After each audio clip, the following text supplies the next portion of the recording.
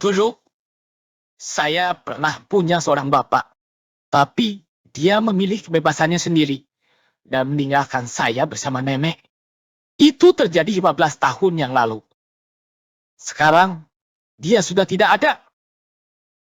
Jika Anda butuh kerja, formulir pendaftaran ada di pos jaga. Minta ke satpam.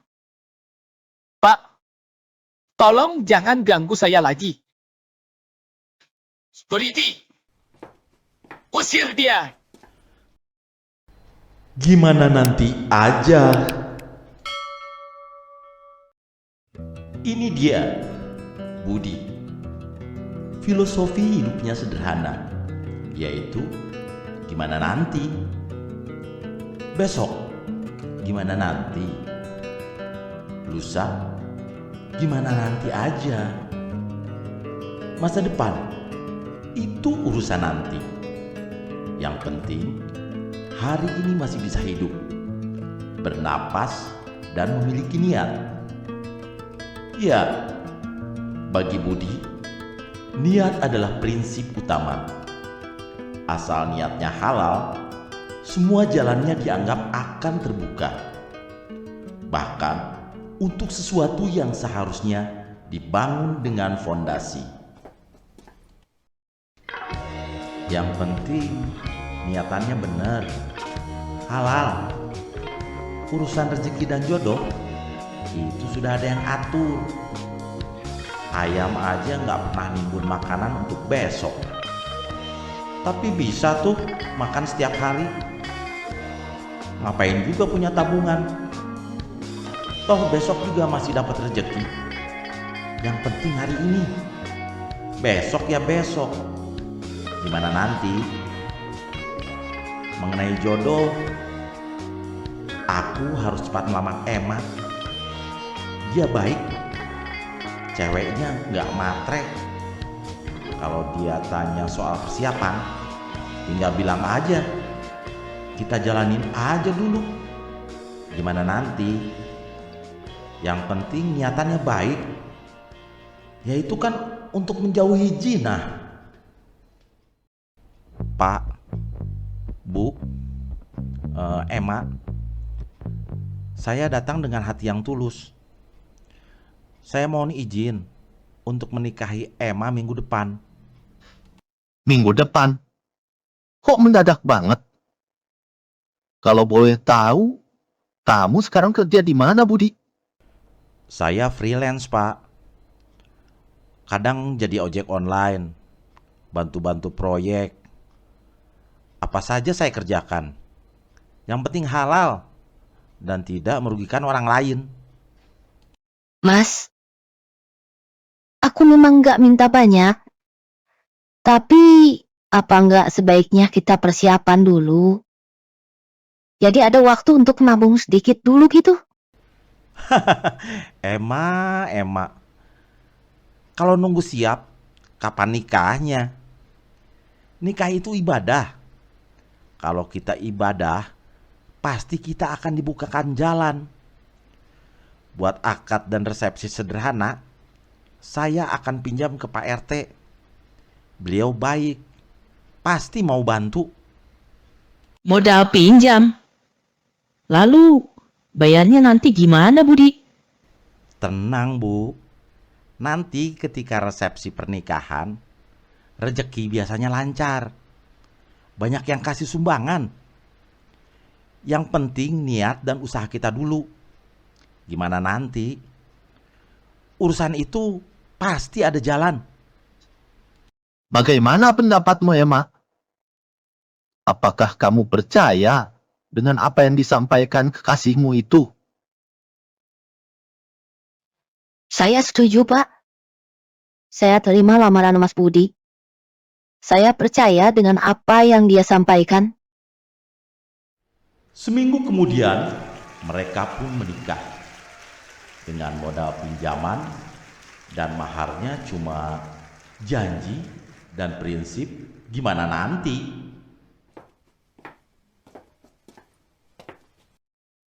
Mas Budi, tadi Bu RT lewat.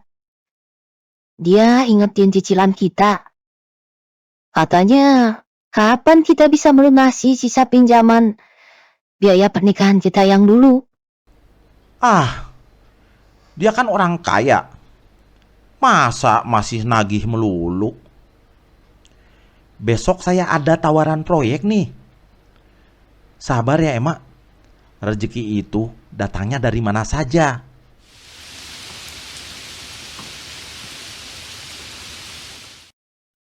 Mas Budi, saya minta uang. Kata bidan kemarin, periksa berikutnya harus ke rumah sakit. Saya butuh biaya. Periksa ke rumah sakit itu mahal, Emak. Yang penting kamu makan makanan yang bergizi. Itu lebih utama. Makan bergizi apa, Mas? Uang belanja habis buat bayar listrik yang mau diputus. Kamu tadi kok nggak berangkat ngojek, Mas? Hujan. Pasti sepi penumpang. Mending di rumah. Lagian nanti malam juga ada janji sama temen. Bahas usaha sampingan. Pokoknya gimana nanti aja deh. Kalau nanti malam saya dapat uang, kamu saya kasih uang untuk rumah sakit. Tapi kalau belum dapat, ya berarti masih belum rezekinya.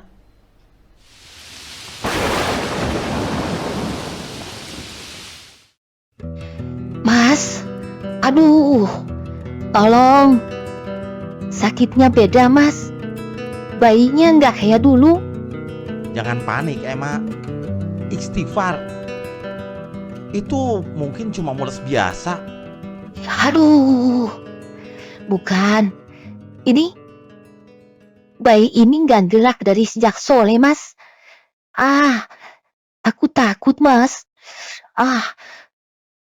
Tolong bawa aku ke puskesmas. Aduh, atau ke rumah sakit. Rumah sakit? Itu mahal banget, Emak. Cuma daftar aja sudah puluhan ribu. Saya nggak punya uang. Mending panggil Bu Odah, dukun beranak itu. Dia murah. Kalau kita nggak punya uang kayak gini, dia juga ikhlas ngebantu. Aku nggak butuh dukun beranak, Mas. Aku butuh dokter. Kamu selalu bilang setiap anak membawa rezeki. Di mana rezeki untuk menyelamatkan anakmu ini? Kalau kamu nggak mau berusaha. Jangan begitu, Emak. Kamu itu kurang sabar, kurang bersyukur. Kalau ngeluh terus, pintu rezeki kita malah ditutup.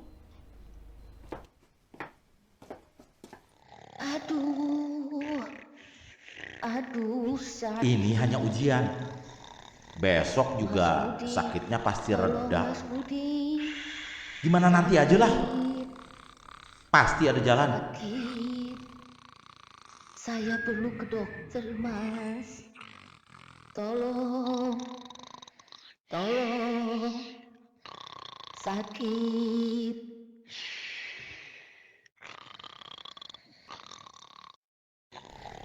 Tuh kan, benar kata saya. Si Emma sekarang sudah gak ngerintih sakit lagi. Pasti dia udah sembuh. Udah hilang sakitnya. Mak, Emma, kamu sudah mendingan? Emma, jangan begini, Mak. Emma, bangun. Astagfirullahaladzim. Innalillahi wa innalillahi roji'un. Ampun, Emma. Aku salah. Ini salahku. Gimana nanti? Malah nyatanya seperti ini.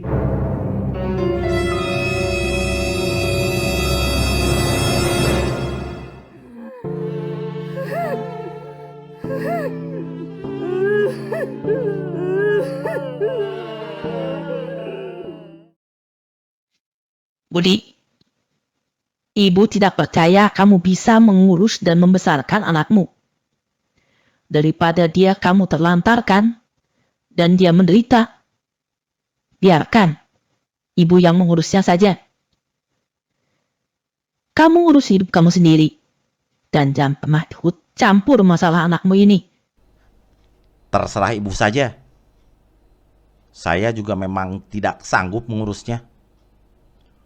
Untung ibu mau mengurusnya.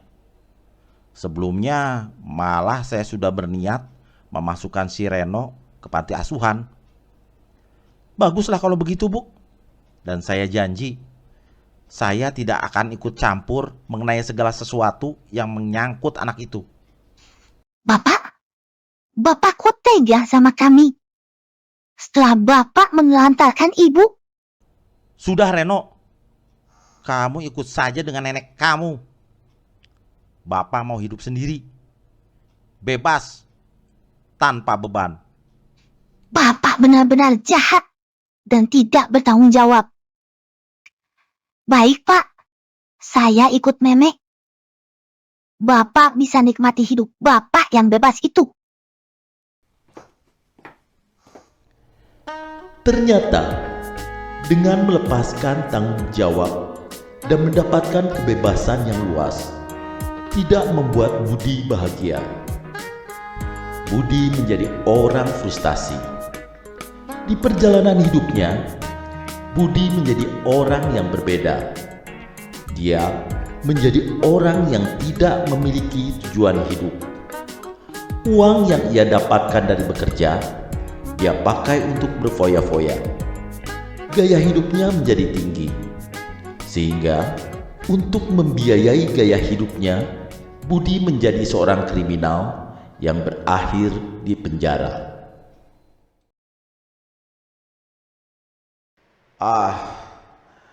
Aku sekarang sudah tua. Aku sudah tidak mampu lagi mencari uang untuk menghidupi hidupku sendiri. Menurut informasi, anakku Reno telah menjadi orang sukses. Aku akan minta dia untuk membantu membiayai hidupku. Selamat siang, Bu. Apakah Pak Reno ada di sini? Iya, Pak.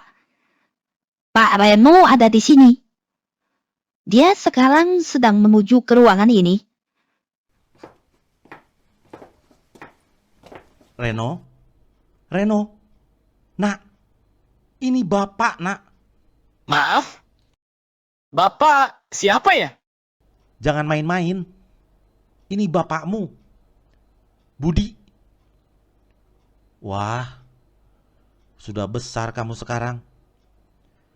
Jadi orang sukses. Bapak bangga.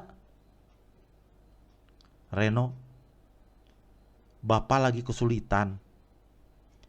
Bisa bantu Bapak sedikit buat makan sehari-hari. Dulu, saya pernah punya seorang bapak. Tapi dia memilih kebebasannya sendiri dan meninggalkan saya bersama nenek. Itu terjadi 15 tahun yang lalu. Sekarang, dia sudah tidak ada. Jika Anda butuh kerja, formulir pendaftaran ada di pos jaga. Minta ke satpam. Pak, tolong jangan ganggu saya lagi. Security, usir dia. Kamu anak durhaka. Aku bapakmu. Dermakan sedikit uang untuk bapakmu sendiri aja nggak mau. Kamu mau apa?